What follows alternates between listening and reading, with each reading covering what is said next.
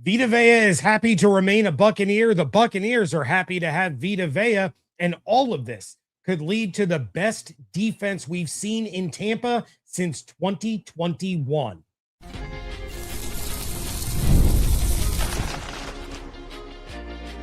You are Locked On Buccaneers, your daily Tampa Bay Buccaneers podcast. Part of the Locked On Podcast Network, your team every day. What's up, and welcome into the Locked On Bucs podcast. I am your host, James Yarcho, and today's episode is brought to you by Kalshi. For a limited time, download the Kalshi app, use code Locked On to get $10 when you trade $10. Lots of reaction to the Vita Vea extension and what it means for the Buccaneers moving forward, as well as some of your mailbag questions, one of which centers around Todd Bowles and that defense. But let's start things off with Vita Vea getting his one-year extension, which will keep him in Tampa through 2027 for $24 million a year. So this was probably the best-case scenario for both sides. I believed this was something that was going to wind up along the same lines as Trey Hendrickson, the Trey Hendrickson deal last year with Cincinnati, where the Bengals gave him a little extra money for last season, just to get him on the field and then let him hit free agency back in March. That didn't work out too well for the Bengals, since now he's in Baltimore and he's going to be hitting Joe Burrow multiple times a year for the next few years. But that's where I saw this going. I talked about it on this show numerous times. Instead, the Bucs maintain their MO and they just basically do it a year early. I talked about it on the squad show Wednesday night, but the Bucs have been a year-to-year team for their guys over the age of 30 for quite some time now. Lavonte was year-to-year for a while. Evans was having to play out his 2-year deals. Sue was year-to-year when he joined the team. That's just kind of how they've operated, and I think part of it has to do with the Bucs protecting themselves against the drop-off. You never know when it's coming. You never know if it's going to be gradual or drastic, and you don't want money tied up into a player that is a shell of his former self. You could see that after Shaq Barrett, when he got his big money extension, then he got hurt and was never really the same. At the same time, though, the player wants long-term security, and while a one-year extension isn't exactly long-term, it does provide him security beyond this season, gets him into that money range that he wanted to be in to put him among the top defensive tackles in the league. Now, Vita Vea talked about the entire ordeal with the media on Thursday, saying that he never really wanted to leave to begin with. Quote, "I always wanted to be a Buck, and I wanted to be a Buck for life. So I'm glad that we were able to get this done. It's something that happens every year. It just so happened to be me this year. There's just stuff that we both had to figure out on both sides, and we got it all squared away. I'm happy we can put that all behind us and move forward from here on out," end quote. Now, I don't know if that deal puts him in the Buck for life category. We heard that with Mike Evans too. After his last deal, we saw what ended up happening there, but it does allow Bowles to put together the kind of front seven that he wants, that he needs, and that he has not had in 5 years in order to properly run this defense. The pieces are finally there, and that's going to bring us to our first mailbag question of the day, because it does tie into this perfectly. Everydayer Scotty says, "I am concerned about our D. We had the most points allowed in the conference in 2025. As you know, the D wasn't decimated by injuries like the offense. Kancey won't make it half the season. That's evident. But what makes this year different? Relying on a rookie edge and linebacker? I think Bowles' days are numbered. I have the Bucs at best 9-8. Am I wrong?" I think you are. And if healthy, this is a 10-win team at minimum. Kancey, we'll see. The torn pec last year is not like the injuries that he suffered in his first 2 seasons, but I am cautiously optimistic that he will play most of the year. Probably the most games he's played in a season in his career. But even if he doesn't, let's go down that road for a moment. You brought in A'Shawn Robinson. You have Elijah Roberts and Jason Jones and Nacho. You drafted DeMonte Capehart. You have depth in the trenches now that you have not had in the recent past. Then yes, you are putting a lot of stock into 2 rookie starters on defense in Ruben Bain and Josiah Trotter, but that's not a bad thing. Both are clear and obvious upgrades over what they've had the last 2 or 3 seasons, and neither one has even taken a snap in the NFL yet. Beyond that, you have depth on the edges that you have not had in nearly 5 years. Bain, Diaby, Nelson, Walker, you brought in Al-Quadin Muhammad, who was a double-digit sack guy last season. These guys can play. It's a heck of a lot better than it was last year when you had Diaby and then you had Hassan Reddick, Anthony Nelson, and Chris Braswell. As for the linebackers, Trotter has the chance to be the kind of player that Devin White was during the playoff stretch in 2020. Anzalone, upgrading coverage, for sure. Trotter, massive upgrade over Servassier Dennis or KJ Britt, which is what they've had out there the last couple of seasons. But then you still have Voss there as depth with plenty of starting experience. You have Christian Roseboom there for depth with plenty of starting experience. And that's the thing that people that want Bowles fired or they're mad that he's back, that they seem to forget. His defense works. We've seen it in action. We have proof of concept. The secondary is where the worry is because that group can't ever seem to stay healthy. At the same time, we didn't expect Aiden Garnes to come in and set the world on fire in terms of a coverage corner.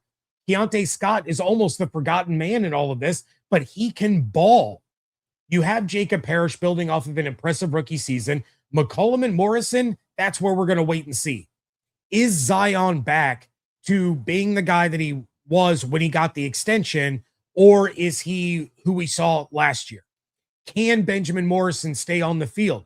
Because if McCollum goes back to 2024 McCollum and Morrison is on the field, now all of a sudden the cornerbacks are a strength and not the glaring concern that they are right now at the end of August. I think the Bulls doubters and the defense doubters are going to be pleasantly surprised this season. And now a big reason for that is Vita Vea being back in the middle. He just opens up so many things for the rest of the guys around him. Yes, I said the Bucs could survive and succeed without him. I said it, I meant it. But I also said that they are better with him. Now he eats up double teams while Robinson, Cansey, Diaby, and Bain are all getting one-on-ones. You might be able to chip or double one of those other guys, but all of them with proven track records of winning one-on-one matchups are going to be facing those every time Vita is on the field. Then you know that Bowles likes to dial up pressures. He likes to dial up blitzes. And now you have Josiah Trotter screaming through the line to crash the backfield, or you have Antoine coming in on a blitz, or you have Keontae Scott or Jacob Parrish screaming in from the slot.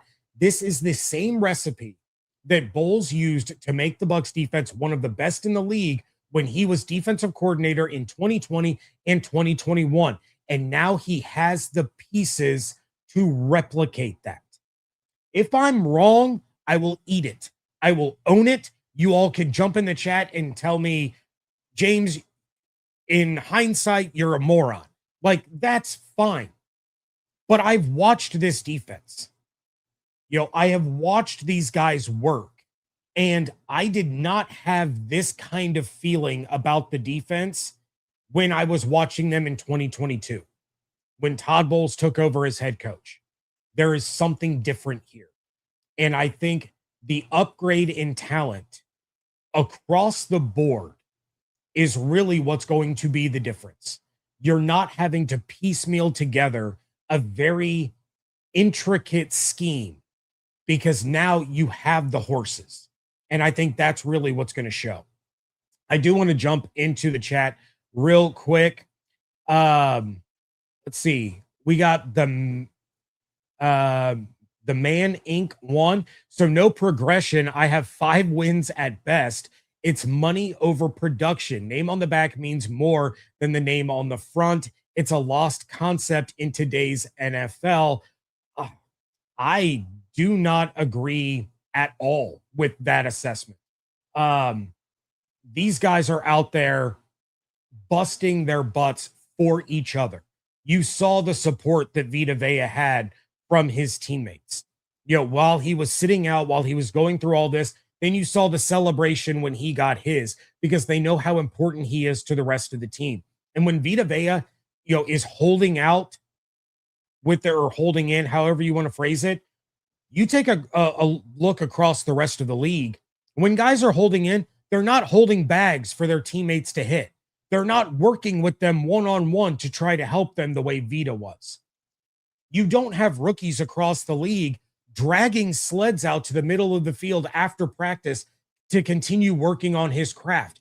Every single day that I was at practice 2 weeks ago, I saw Ruben Bain out there still working after practice, but not just working with Yaya Diaby, working with David Walker, working with Kalijah Cansey. They were all working together. This is one of the tightest knit locker rooms you will find in the league. These guys have each other's backs 100% of the time. They care way more about their teammates than they do themselves. You don't have to look any further than Baker Mayfield.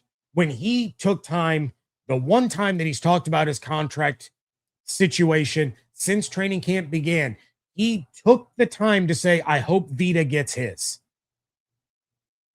You're not going to find that in other places. So, all due respect, I'm going to disagree 100% with your assessment, and I'm going to disagree 1,000% with the 5 wins at most. We'll see. Hopefully, you are pleasantly surprised, and I am not extremely disappointed. Beyond locking in Vita for another season, this signing sent a clear message to the locker room. That is next on today's episode of Locked On Bucs, part of the Locked On Podcast Network, your team every day.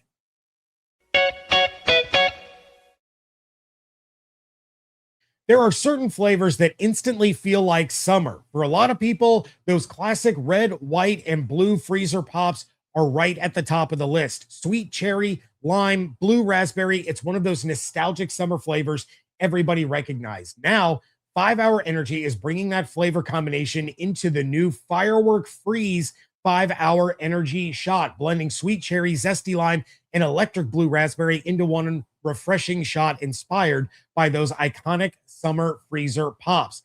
That's a flavor that takes me back to when I was young. I'm talking grade school, middle school, when my neighbor and I were playing basketball in my driveway from sun up to sundown. And when the sun went down, we put up a spotlight.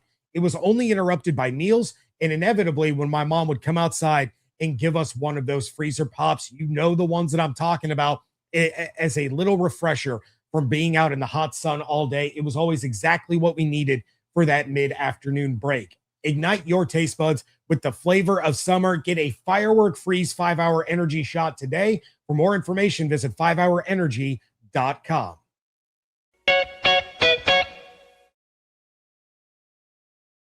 Thank you again for making Locked On Bucs your first listen review every day. And thank you for making Locked On the #1 sports podcast network. And I think something that's important to note with this Vita signing is the message that it sends to the rest of the team.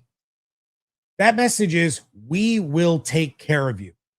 One way or another, if we want to keep you, and if we want to have you as part of this franchise, we will give you what you want and or what we think is best for both sides. It may not be on your timeline, but it will get done. And I think that's extremely important for the other guys in the building. Now, I know somebody in the chat's going to bring up Mike Evans leaving. That was an Evans decision. That was not a Bucs decision. They offered him more than San Francisco did. He left because he wanted to leave. This team, Jason Light, this franchise has made it a point of showing that they do not lose players that they want to keep. They will always be aggressive in trying to bring them back. That is a big sign for what's to come with Baker Mayfield, and that's a sign of things to come for guys like Yaya Diaby, Jalen McMillan, Mecca Ibuka, Kalijah Cansey. When their contracts are up, it's a sign for Antoine. He's due for an extension soon. And I know a lot was made, especially when we were doing the squad show, a lot was made of Joel Glazer being at practice the other day and talking to Vita Vea, and then all of a sudden this deal gets done like 24 hours later or 36 hours later. Joel didn't play into that. That was Jason and Vita's agent staying in constant contact and finding that middle ground that was needed for this deal to be done. It's not out of the ordinary for members of the Glazier family to show up in practice and talk to players. It happens every year. I would chalk that up to more coincidental than anything else. Say what you want about the Glaziers. One of the best things about them is that they are hands-off owners. They let Jason and Mike do their things, build this roster, and they stay out of it outside of writing the checks. Now they may meddle, for lack of a better term, into staff decisions. Keeping Bowles this year, that was a Glazier decision. The promotion of Dirk Cutter, the hiring of Lovie Smith, those are Glazier decisions. They do not insert themselves into roster decisions or into contract extensions or things like that. They may say, hey, this is all the, liquid cash that we have to give you right now. You have to make it work, but they're not going to say you have to sign this guy. You have to cut this guy. That's not how they operate. They trust Jason to continue to do the job that he's been doing for over a decade and doing at an extremely high level. What I think is important here is the sign to these players that the team has invested time, money, often, they've invested draft capital, whatever, into those players, and they want to keep them around. There are building blocks on this team that they have built around, Vita Vea being one of them. Now, sometimes hard decisions have to be made, and there will be a casualty or two in the fallout of this deal. It might be Cody Mauch. It might be the Bucs choosing to not re-sign Yaya Diaby. It might be, not picking up Chris Godwin's option and trying to get a new deal worked out with him. There will be some level of fallout from this. Now, shortly before we went live, the Bucs have freed up some cap space for next year because of the structure of Vita's contract. But, the Bucs have been one of the best in the league as far as retaining their own players and rewarding guys that have helped this team win games. Look at a few years ago when they brought in Ben Bredeson on a prove-it deal. He performed, they rewarded him with a big contract. Same thing happened with Baker. It'll happen again. But this is a place that players want to be. It's where they want to play. It's where they want to live. And it's because they know that they're going to be taken care of. And I truly believe that that is a critical and crucial message to send to your players, because it's going to spill over into free agency. Players don't want to look at a team that constantly lets their own players walk or constantly lowballs them, because they'll see that there's no loyalty there. When you have a team like Tampa who keeps Vita for over a decade, Levante over a decade, Godwin over a decade, they had Mike Evans for over a decade. That is something that players take into consideration when they're deciding where they want to play. Alex Anzalone took less money to come to Tampa than other offers he had on the table. He wanted to play for this team. His wife is from this area. He is from Florida. He wanted to be here, and he took less money to do it.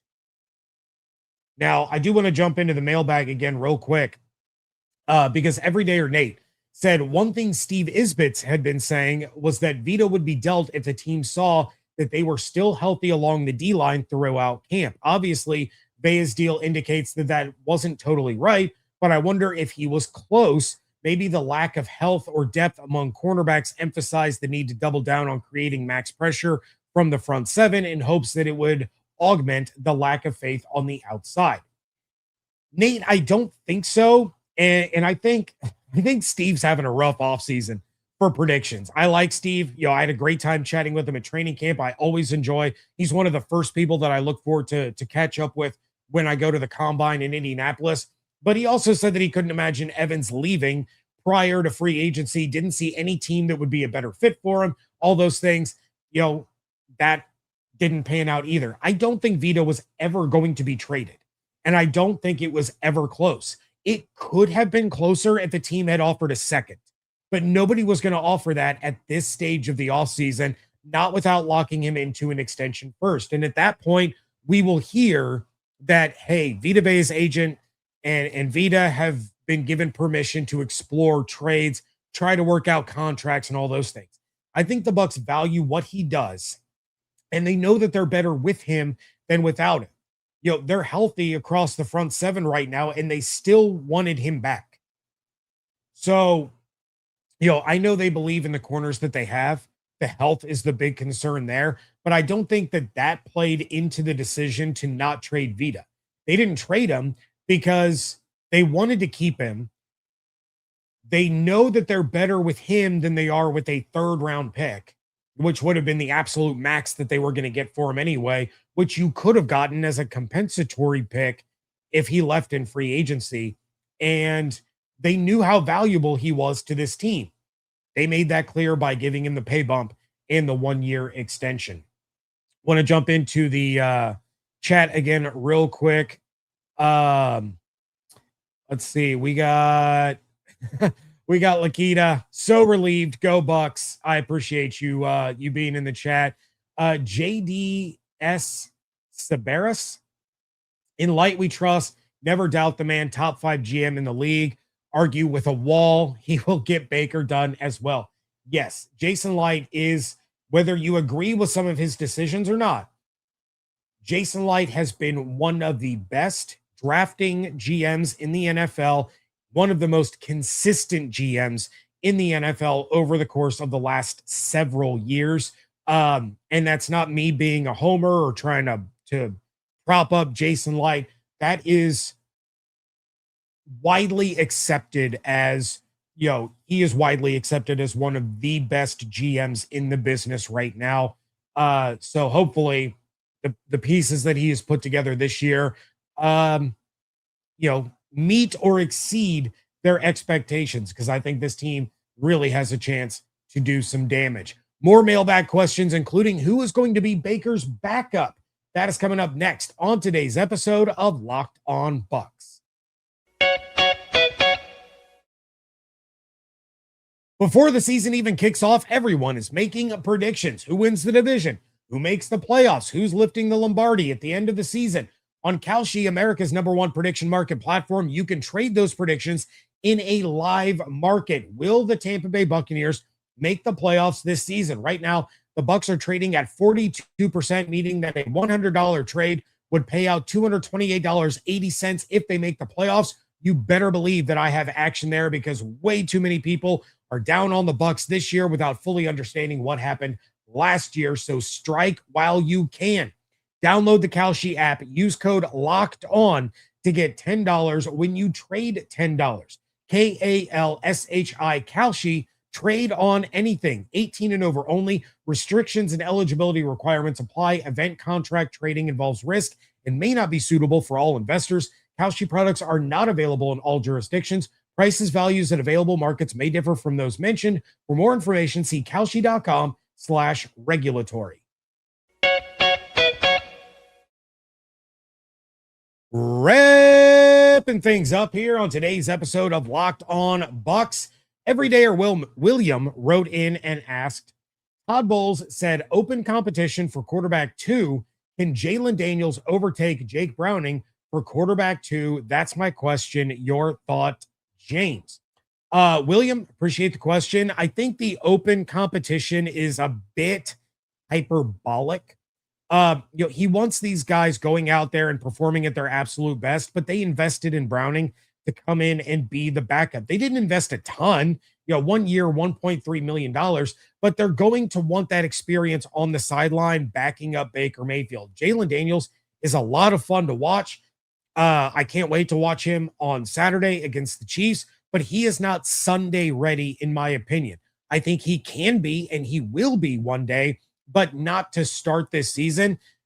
Maybe by time we get to Thanksgiving or into early December, he could overtake Jake.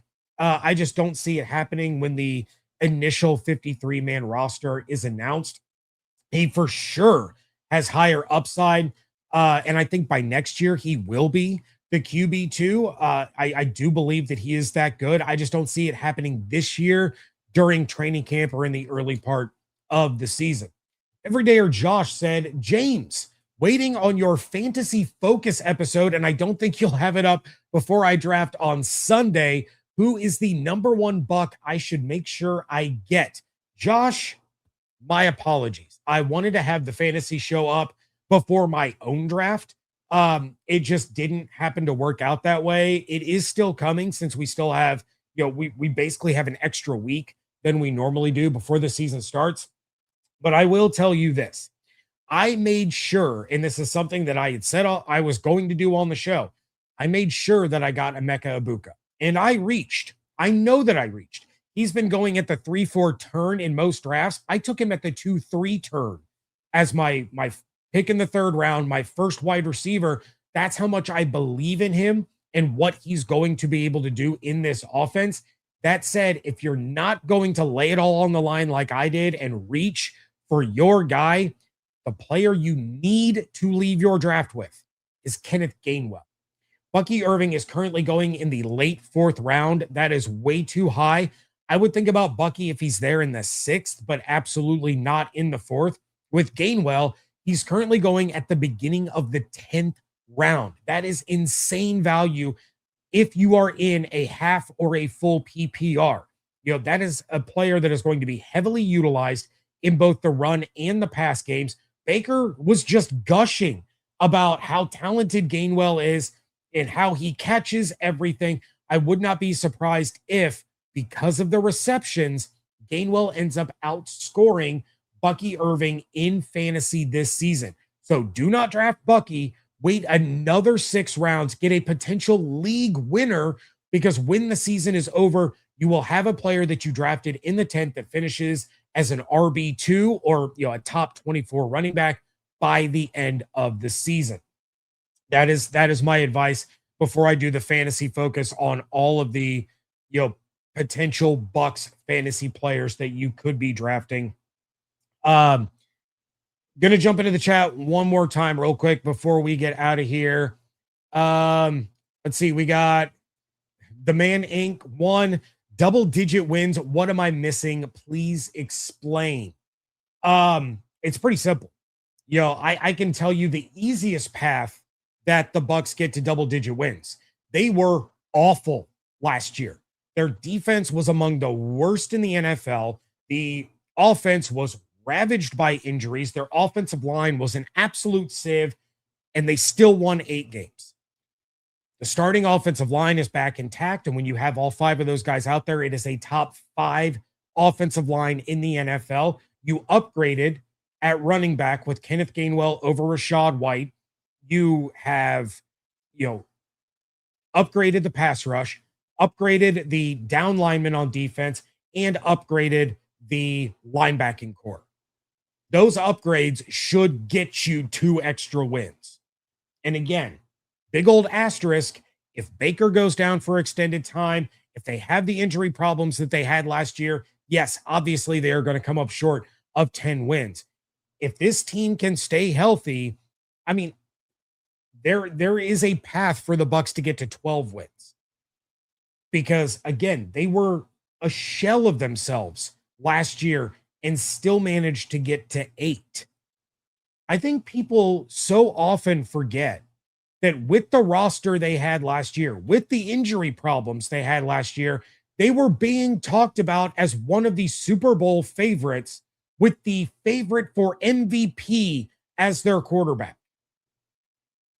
And because the post-bye week went the way that it did, everybody seems to forget how much things were clicking for this team, who was far less talented than the roster they have now. So again, you are entitled to your reservations, I guess is the best word that I'm looking for. You are absolutely entitled to be, not enthused, and to kind of be cautious in the approach to this season. I get it. I 100% understand it.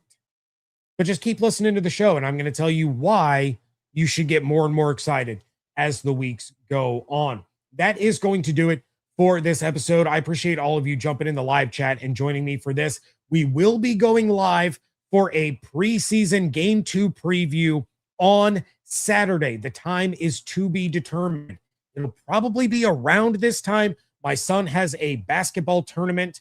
Depending on the results of the tournament is when I'm going to be able to do the preview show, but we will go live ahead of the Bucs and Chiefs preseason game on Saturday. Then we will go live again Sunday to react to what we saw in the preseason game. So please make sure that you are following Locked On Bucs at @Yarcho_Bucs on Twitter, Instagram, and TikTok at Locked On Bucs in both of those places. Then make sure that you are subscribed on YouTube with the notifications turned on so that you can join in the live chats on Saturday and Sunday. There will be a squad show that will be coming following the preseason game Saturday night. Jaron, Marcus, and Ryan will have their immediate reactions. You're not going to want to miss that. Subscribe on YouTube with the notifications on, as well as wherever you get your podcast.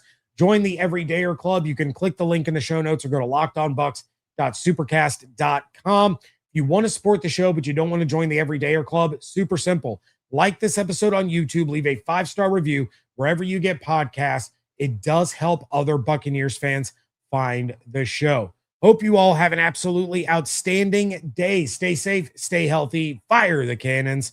I want to thank you so much for joining me right here on Locked On Bucs, part of the Locked On Podcast Network, your team every day.